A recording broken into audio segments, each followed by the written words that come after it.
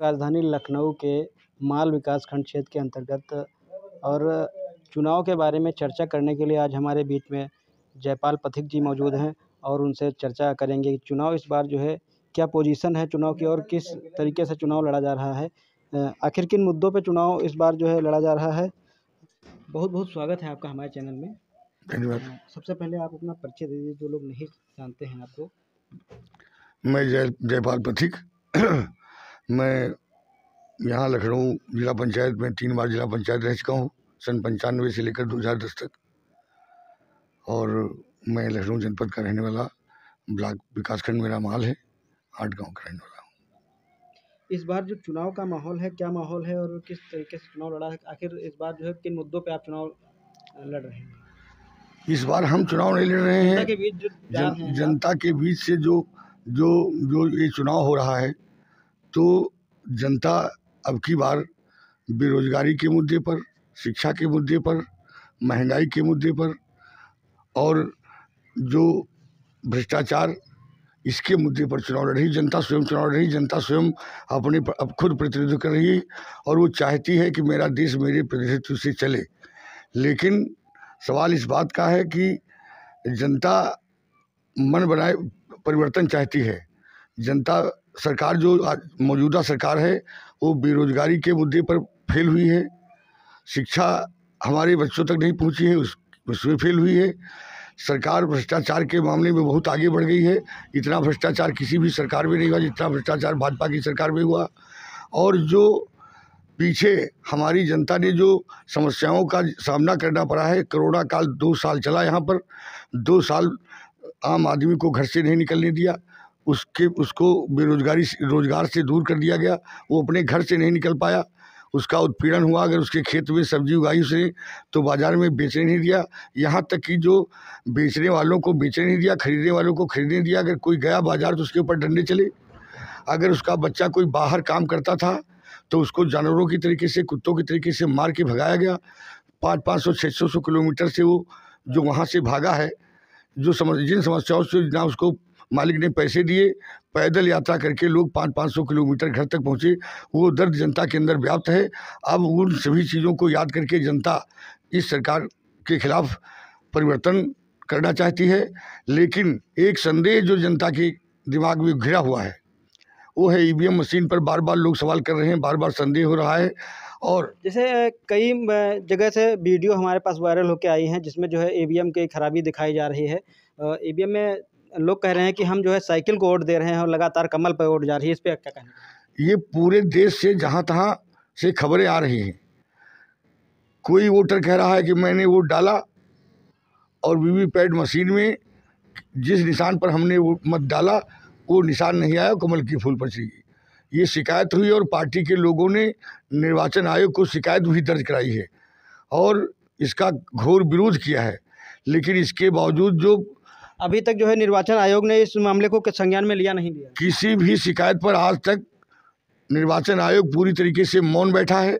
किसी प्रकार की शिकायत किसी भी ना तो किसी पार्टी के नेता की ना जनता की, उसने किसी प्रकार की आवाज़ नहीं सुनी, ना तो कोई प्रतिक्रिया इसके खिलाफ जाहिर की, ना उसका कोई उसने काट भी किया है कि ऐसा नहीं हो रहा है, ऐसा भी नहीं कहा। तो इस बार जो है जो इस बार चुनाव लड़ा जा रहा है, आप जनता के बीच जा रहे हैं, किन मुद्दों को लेकर बीच में जा रहे हैं? हम केवल जनता के बीच में मुद्दे पर ही जा रहे हैं कि सरकार ने जो अभी 10 साल के शासन में आज तक किसी भी युवा, पढ़े लिखे शिक्षित व्यक्ति को, बच्चे को ना तो कोई नौकरी मिली है। शिक्षा का भी बहुत बड़ा नीचे स्तर गिरा दिया है इन लोगों ने, शिक्षा का भी स्तर गिरा दिया है, बेरोजगारी फैला दी है, लोग भुखमरी की कगार पर जा रहे हैं। महंगाई के मार से आदमी महंगाई की मार झेल रहा है, उससे नहीं उबर पा रहा है।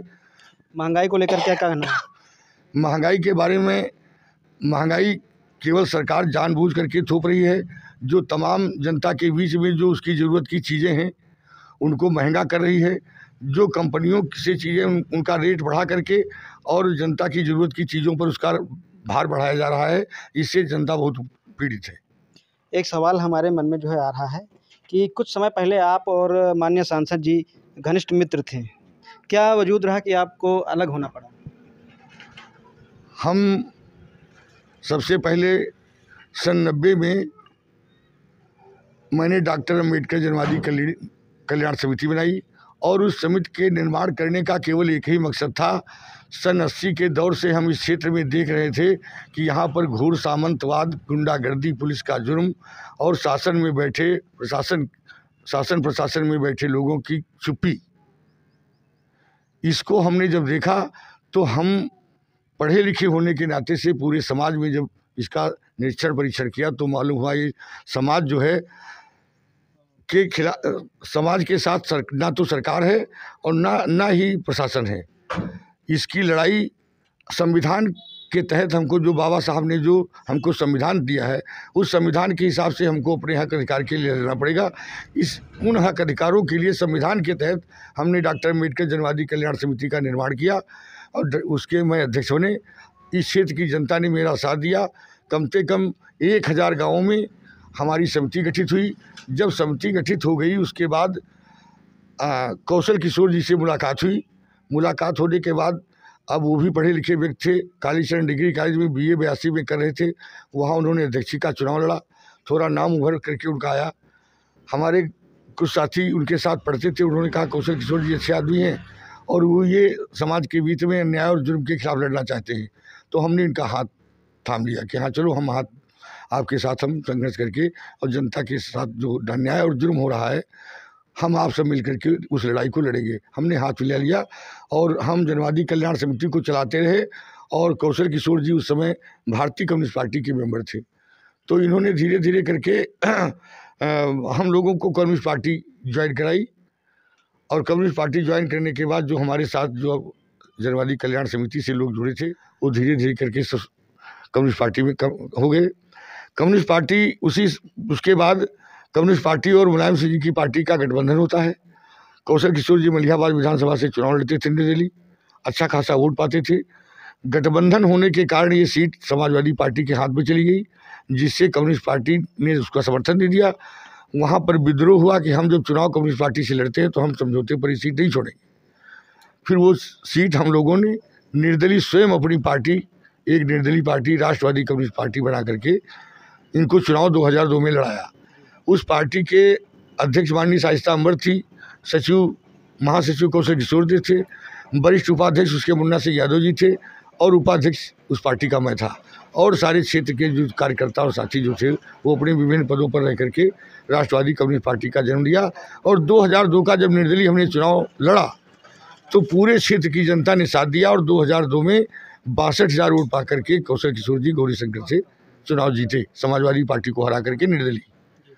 चुनाव जीतने के बाद 5 साल हम इनके साथ रहे, लेकिन जो वायदे हमने जनता से किए थे, जो काम करने के लिए थे, जो हमने संकल्प उससे लिया था कि हम चुनाव जीतेंगे तो हम तुमको न्याय दिलाएंगे, जुर्म के खिलाफ लड़ेंगे।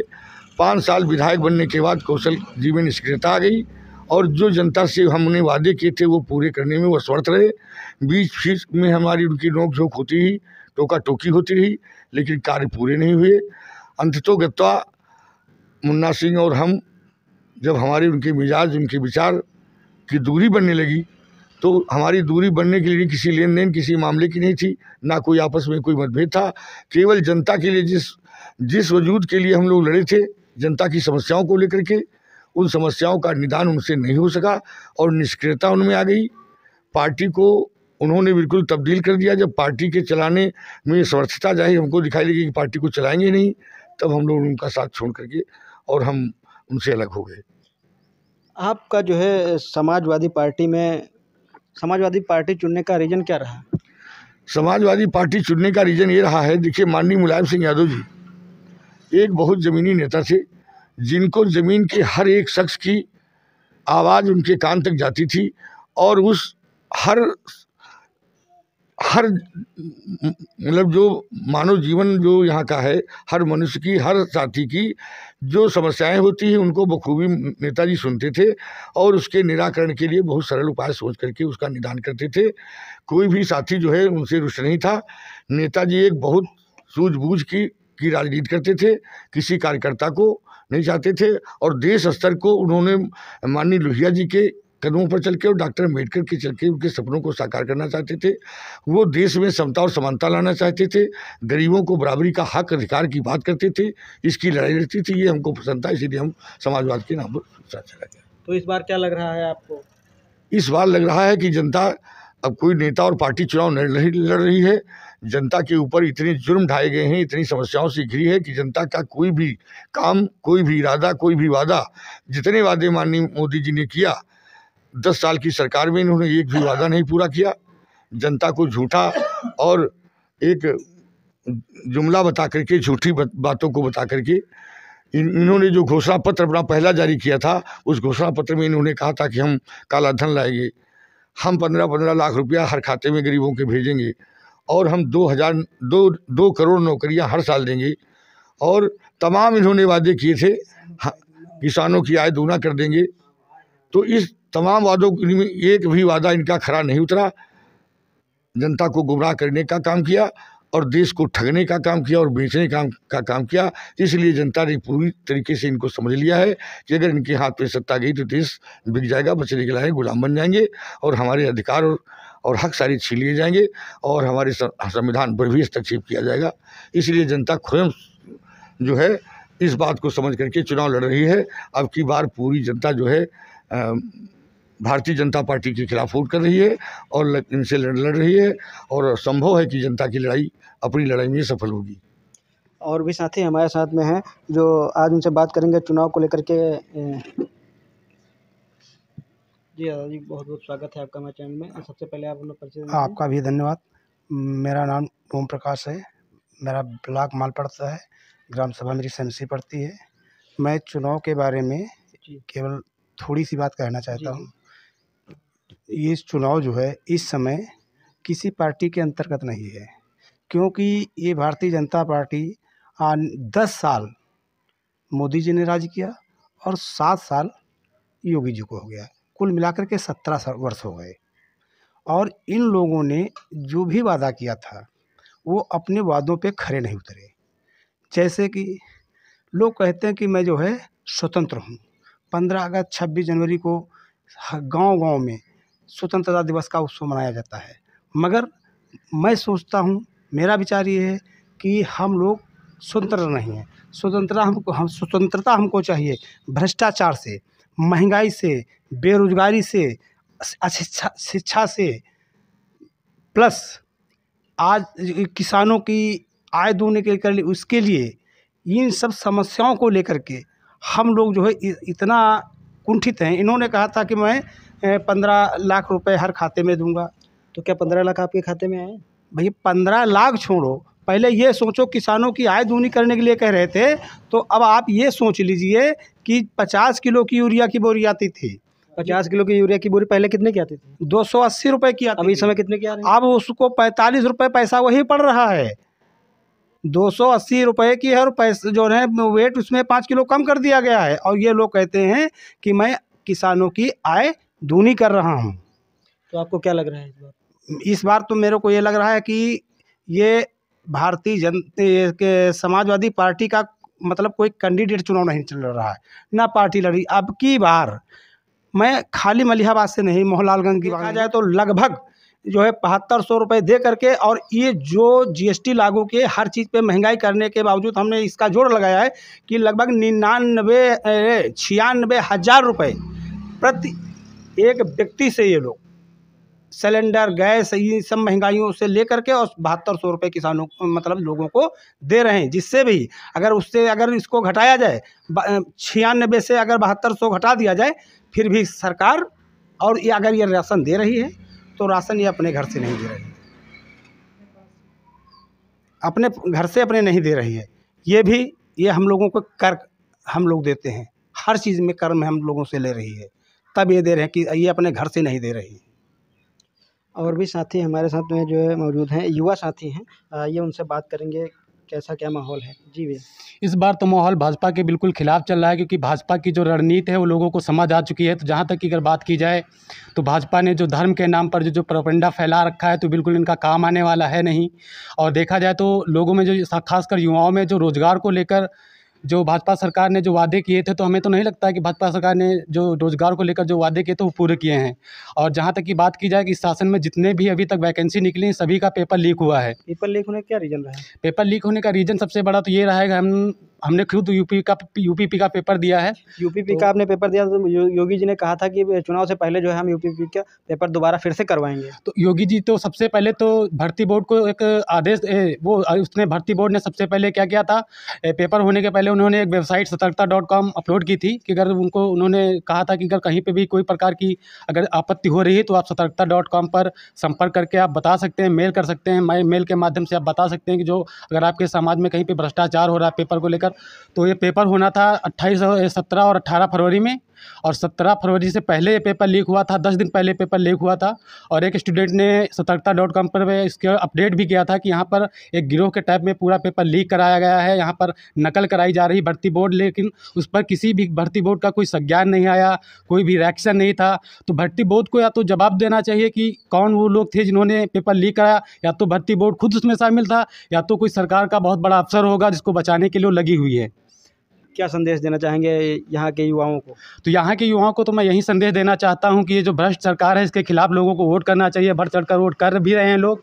और ये जो सबसे बड़ा ये धर्म को लेकर जो लोगों में मतभेद पैदा कर रखे हैं, जो हमारी भारत की एकता और अखंडता को तोड़ने का काम कर रहे हैं, जनता इनको बाखूबी जवाब देगी। इस बार इनके पूरे भाजपा सरकार को बिल्कुल सफाया कर दे। अब की बार जो इनका नारा है 400 पार, तो मैं तो कहता हूँ इस जनता में जो आक्रोश पैदा है, तो जनता को तो यही लगता है कि जनता ने पूरा ठान रखा है कि अब की बार इनका झोला तैयार करके इनको भेजने का काम करेगी। और बहुत से जो है रोज़गार लोग को लेकर और शिक्षा का स्तर जो इन्होंने बिल्कुल गिरा कर रखा है। शिक्षा पर तो इन्होंने भारत की सबसे सेकंड हाईएस्ट इन्होंने जीएसटी 18% लगा रखी है। दारू का अगर बात की जाए तो इन्होंने वहाँ पर 5% जीएसटी लगा रखी है, और शिक्षा की बात की जाए तो वहाँ पर इन्होंने 18% जीएसटी लगा रखी है। तो इन्हें नहीं लगता है कि ये सोचते हैं कि अगर लोग पढ़ जाएंगे, लोग जान जाएंगे, जागरूक हो जाएंगे तो इनके पास मुद्दे नहीं बचेंगे। ये जो लोगों को भरमाते हैं, भरमाने का काम करते हैं, तो जब लोग शिक्षित हो जाएंगे तो इनका ये भरम जो फैलाते हैं तो भरम फैलेगा नहीं। फिर इनके पास जो चुनाव लड़ते हैं तो इनके पास कोई समाज में आने का, क्योंकि इनके पास विकास तो है नहीं। ये लोगों में धर्म को लेकर, कभी जाति को लेकर ऐसे ही मतभाव लोगों में पैदा करते हैं ताकि लोगों को तोड़ने का काम करते हैं, लोग एकत्रित ना होने पाएँ, जिससे ये अपना प्रोपेगेंडा फैलाता रहें, झूठ का प्रोपेगेंडा फैलाता रहें।